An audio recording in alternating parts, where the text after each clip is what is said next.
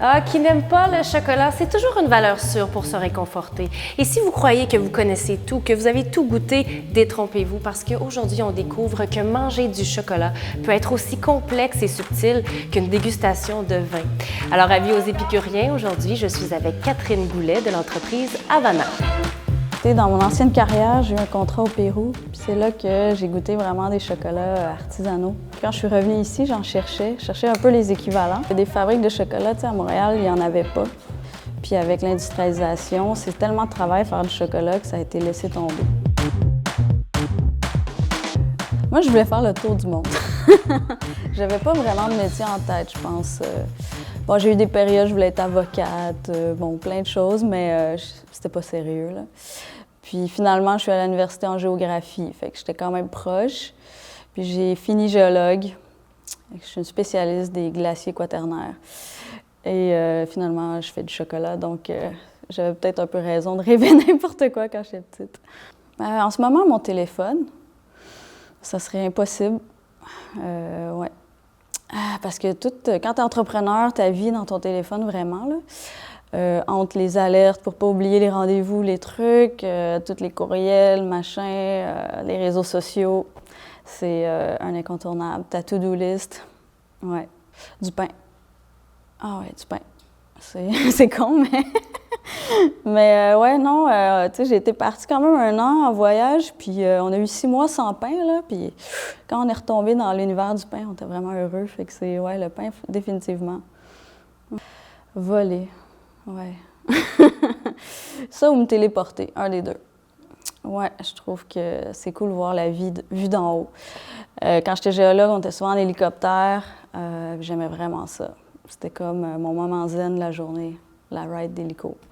Ouais. Catherine, merci d'être avec nous.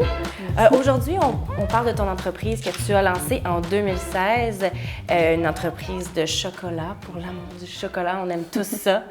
Et tu l'as nommée Havana, et non Havana ou Nana, non, c'est pas ça. C'est Havana, mais qui vient du Grand Nord ou du Nord en Inuktitut, Oui. parce que tu es allée là. Et Oui. qu'est-ce que tu as vu là-bas qui t'a renversé, qui t'a porté à faire honneur à cette population-là? C'est drôle parce que j'ai voyagé beaucoup, mais quand je suis arrivée vraiment dans le Grand Nord, comme Grand Nord, j'ai vraiment été surprise par la richesse de la culture inuite, que je connais très peu, mais quand même, tout ce que j'ai découvert, c'est vraiment des artisans, c'est des artistes. Ils ont vraiment de la philosophie, ils sont vraiment zen face à la vie. Puis j'ai vraiment apprécié tous les échanges que j'ai eus avec eux. Puis quand j'ai décidé de partir mon projet, je sais pas, c'était comme une inspiration pour moi, mais je savais pas sous quelle forme le matérialiser. Puis je cherchais un nom qui se disait bien en français, en anglais, en espagnol aussi, parce que je savais que sur les plantations, quand tu es avec les producteurs, c'est aussi agréable pour eux d'être capable de dire le nom, de s'en souvenir. Ce qui fait qu'à un moment donné, j'ai eu un flash Havana, j'étais comme Nord, tu sais, on produit du chocolat dans le Nord, mais les fèves viennent du Sud, mais ça sonne très Sud en même temps, Havana, pour beaucoup de gens. Fait que je trouvais comme le parallèle intéressant. Ouais. Et bon, tu es une grande voyageuse.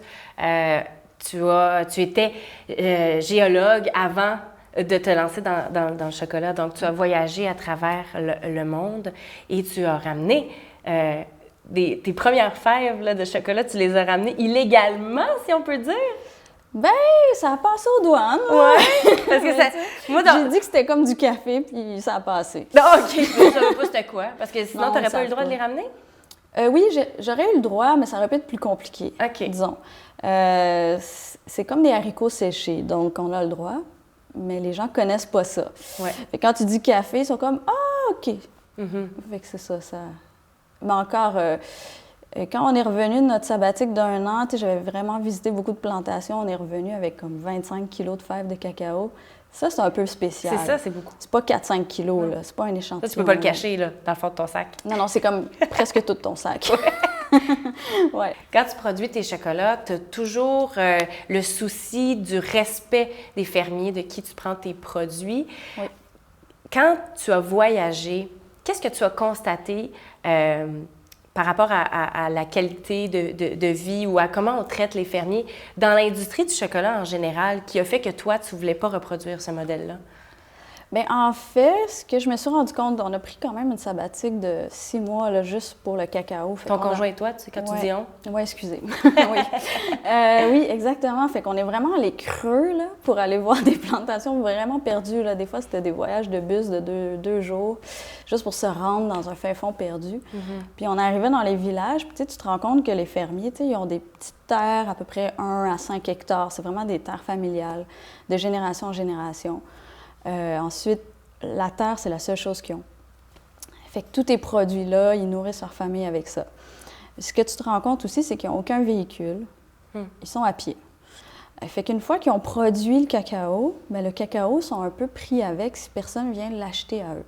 OK. Ce qui fait qu'il y a comme un système d'intermédiaires qui s'est créé. Fait que ça, c'est des intermédiaires, ils viennent en gros camions, ils débarquent chez les paysans, puis ils achètent les fèves de cacao. Ils tiennent souvent pas compte du cours, parce que le cacao, c'est coté en bourse. Il y a donc un prix qui varie. C'est sérieux, là? Oui, oui. C'est ça, c'est vraiment parce que les gens, ressource. Dans le monde, aiment le chocolat. Il y a beaucoup de demandes pour le cacao. Oui. Donc, les paysans, eux, ils n'ont aucune idée c'est quoi le prix qui devrait être ce mois-là ou ce jour-là. Ils sont tellement là, déconnectés. Mais ils n'ont pas Internet, ils ne sont pas là-dedans. Et la plupart, ils ne savent même pas que c'est coté en bourse. Quand je leur dis, ils sont vraiment surpris. Ce qui fait que l'intermédiaire qui arrive là, bien, il offre un prix. Bien, c'est la seule personne qui peut acheter le cacao à ce moment-là. Puis eux, ils ont besoin d'envoyer les enfants à l'école et tout. Ce qui fait qu'ils vendent à des prix souvent très en bas de ce qu'ils devraient vendre. Ce qui fait qu'en 15-20 ans, malgré que le prix du cacao a augmenté, presque triplé, les paysans sont toujours aussi pauvres. Ça, c'est la réalité, puis c'est ça qu'on a constaté aussi sur le terrain. Ce qui fait que ce qu'on voulait, c'était vraiment d'aller, oui, à la source, d'aller directement aux producteurs pour justement enlever les intermédiaires. Enlever cette espèce de relation-là qui est comme vraiment inégale pour vraiment dire, OK, on va payer un prix équitable, mais en plus, on veut de la qualité. On veut pas juste un cacao de base. Ce qui fait qu'on paie un premium aussi de qualité pour justement les motiver à dire, OK, je vais passer plus de temps à fermenter mon cacao, à bien le sécher pour qu'il soit vraiment bon. Puis nous, en fait, en échange, ce qu'on fait, c'est que sur nos tablettes, on affiche vraiment le nom des producteurs. Ah! C'est ça le nom. Oui, c'est le nom de nos tablettes. Puis c'est aussi pour ça qu'on a mis des illustrations de fermiers. Parce qu'on voulait vraiment ramener tout l'honneur sur le travail du fermier parce qu'il y a vraiment énormément de travail. Tout est fait à la main. Chaque cabas est coupé à la machette, coupé en deux, vidé à main. Fait que c'est beaucoup de travail. On n'a aucune idée, mais ne serait-ce que juste dans le sud, tout ce qui se fait avant même que ça arrive chez nous, il y a une énorme charge de travail. Puis nous, après aussi, on travaille fort, mais je pense quand même un peu moins qu'eux. Mais aussi, le chocolat noir au Québec, ça fait pas si longtemps qu'il est arrivé. On s'entend que ça c'est beaucoup rentré avec Lindt dans les années fin 90, 98, 99. Ce qui fait que notre éducation par rapport au chocolat est encore très basse. On n'a pas la culture nécessairement. On n'a jamais été vraiment tant un pays producteur. Ce qui fait que c'est normal aussi qu'on ait un certain travail à faire d'éducation. C'est un peu pour ça aussi qu'on a la fabrique ouverte au public, parce qu'on voulait vraiment permettre ça, permettre la dégustation de nos produits, aussi expliquer. On ne sait pas que le cacao est fermenté, on ne sait pas qu'est-ce que ça prend pour faire une tablette, c'est quoi la fève de cacao. Souvent, quand je suis dans des marchés, j'amène toujours des fèves. Les gens me disent « Ah, c'est des amandes ».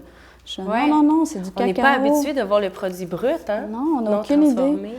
Fait que c'est pour ça que ça vaut la peine de prendre le temps de le faire. Notre site web aussi, on a pris le temps parce que les gens, ils savent pas, mais c'est pas de leur faute non plus tant que ça. Donc, tu es un peu une instigatrice de ce mouvement-là de connaissance du chocolat. Bien, on essaie de piquer la curiosité, puis comme les gens embarquent, là, sérieusement, les gens sont prêts. Tu as ouvert en 2016, en octobre. À Noël, tu t'es installée en octobre, tu as trouvé ta boutique en octobre, exemple, je veux faire... On a ouvert mi-décembre, oui. C'est ça, vous avez ouvert mi-décembre, 10 jours plus tard, tu n'avais plus de chocolat. Non, j'avais plus. Donc, la réponse a été immédiate. Oui, immédiate. Je te dirais qu'aussi le quartier où on est, c'est un quartier particulier, Villeray, pour ceux qui connaissent. Les gens nous ont tout de suite adoptés, ils ont été vraiment généreux et contents de nous recevoir, de nous accepter dans la communauté de Villeray.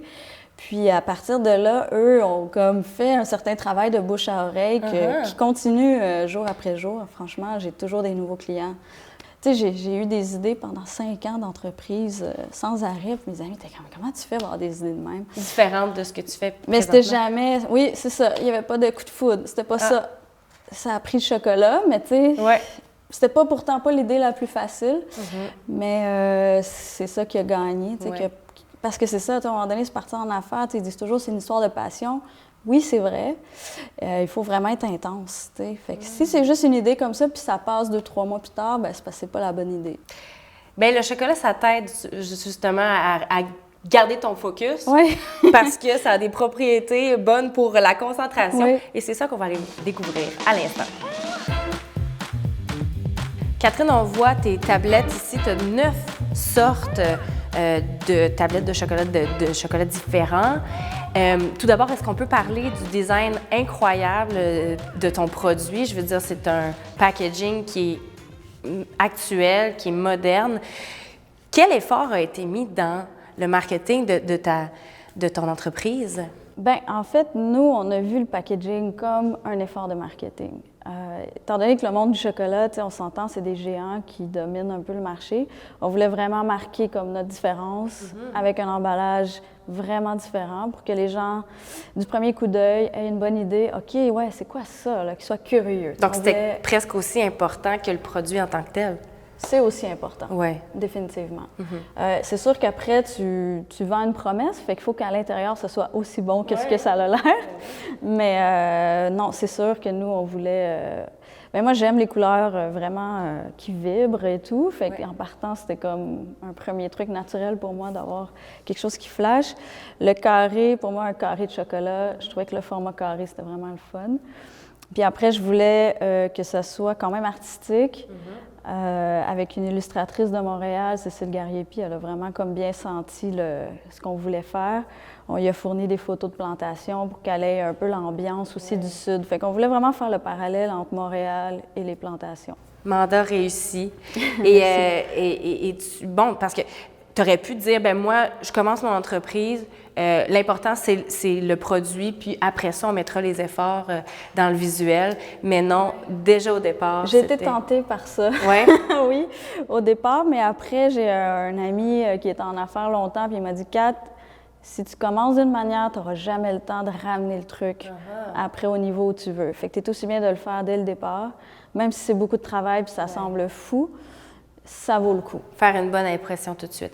Et ce qui est important à mentionner aussi, c'est que chacune des, je ne sais pas si on peut dire saveurs, mais chacun des différents types de chocolat représente un producteur, c'est ça? En fait, notre gamme Pure Origine, où on voit les fermiers dessus, ça, c'est vraiment... chaque illustration, c'est des fermiers. Parce qu'on voulait vraiment ramener avec l'origine du cacao. Ensuite, l'autre gamme qu'on a, c'est une gamme saveur. Fait que là, on a lait de coco, éclat de cacao, café. Fait que là, on a plus centré sur une illustration autour de la saveur. Oui, c'est vraiment important pour toi parce que même si c'est ton produit, c'est ton entreprise, ton bébé, tu mets beaucoup de l'avant les producteurs puis toute l'équipe derrière le produit. Oui, parce que je trouve qu'une partie qu'on ne connaît pas, c'est beaucoup ce qui se passe sur les plantations.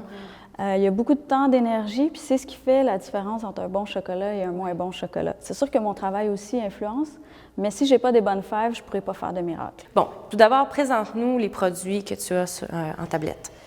OK. Bien, dans le fond, les chocolats Pure Origine, on a ici le Colombien et République dominicaine. On a l'Équateur ici dans le 70 ou dans le 80. Dans le fond, ce qui fait la différence entre un et l'autre, c'est vraiment le terroir, la génétique du cacao. Par exemple, République dominicaine, ici en jaune, lui, c'est vraiment un cacao fruité avec des notes d'abricot, de miel. Colombie, par exemple, lui, on est vraiment dans quelque chose de fruits séchés, un petit goût de caramel avec une petite finale maltée. Fait que c'est comme un autre univers. Il y a un goût de caramel sans caramel. Oui, exact. Puis ça, les gens ne sont pas habitués à ça.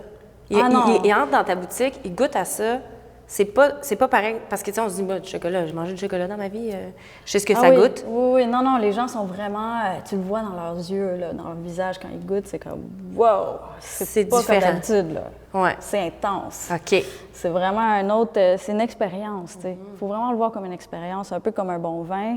Tu le prends, tu le sens, tu le laisses rouler dans la bouche. Tu sais, le chocolat, c'est la même chose. Ouais. Ouais. Puis après, tu prends pas tout de suite une autre gorgée, tu attends un peu, tu laisses ça descendre. C'est la même chose, ouais.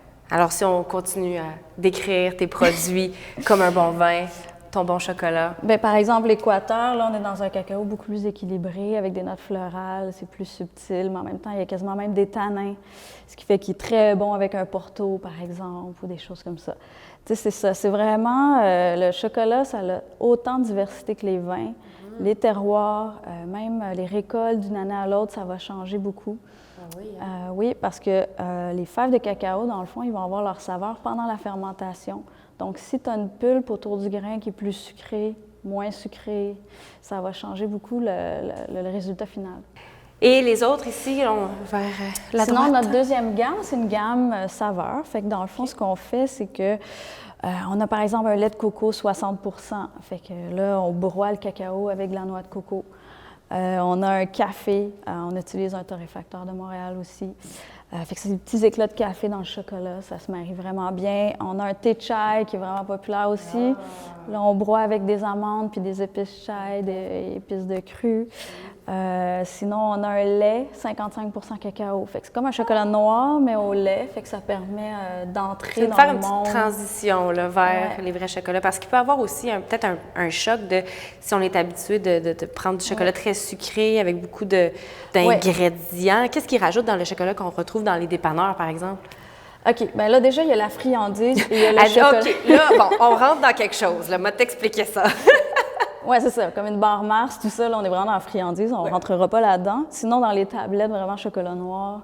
Là, par exemple, on va retrouver des fois du lait pour adoucir l'amertume. Des fois, on retrouve, régulièrement, on retrouve la lestine, des fois de soya, de tournesol, ça dépend. Des fois, ils vont extraire certains beurres de cacao pour mettre des huiles moins chères, comme l'huile de palme. On en trouve. Ça, c'est pas bon, ça. Non. L'huile de palme. Non. Un bon chocolat, dans le fond, il doit avoir 2 ingrédients. Un chocolat noir, ça devrait être cacao, sucre. Il y en a qui rajoutent du beurre de cacao. Vous pouvez le faire, mais le goût le plus brut, le plus intense, c'est vraiment juste quand il y a 2 ingrédients, selon moi. Après, c'est les goûts, c'est personnel aussi. Ouais. Et c'est ce qu'on retrouve là, dans tes chocolats, du cacao et du sucre. Oui. Et des saveurs, parfois. Oui, parfois. Parfois. Parfois, on se gâte un peu. Alors, les gens qui veulent trouver tes produits, comment ils se prennent? Il faudrait aller sur notre site, havana.ca. On a une 50aine de points de vente, donc c'est ça. Sinon, on vend aussi en ligne ou on vend sur place à la fabrique dans Villeray, sur la rue Gounod, coin de Relais. C'est les manières de se procurer notre chocolat pour l'instant, oui. En terminant, tu nous as mentionné que, bon, là, tu as tes produits en tablette, tu vas fournir une chocolaterie. Oui. Projet à long terme, parce que tu nous as dit que c'est ce que tu préférais, les projets à long terme? Bien, nous, dans le fond, on espère pouvoir grandir, continuer la croissance comme on fait là, puis éventuellement déménager dans un plus grand local. C'est sûr qu'à long terme, moi, ce que j'aimerais, ce serait importer des conteneurs complets directement des producteurs avec lesquels on fait affaire. Ce serait ça le meilleur des mondes pour nous. Fait que ça va être peut-être avoir une plantation, qui sait? Mais ça aussi, ça va peut-être venir. Pour rêver grand? Mais oui, il faut aller se réchauffer des fois. Parce que ça vient du nord, mais ça se réchauffe dans le sud. Ouais. Merci beaucoup, Catherine. Merci.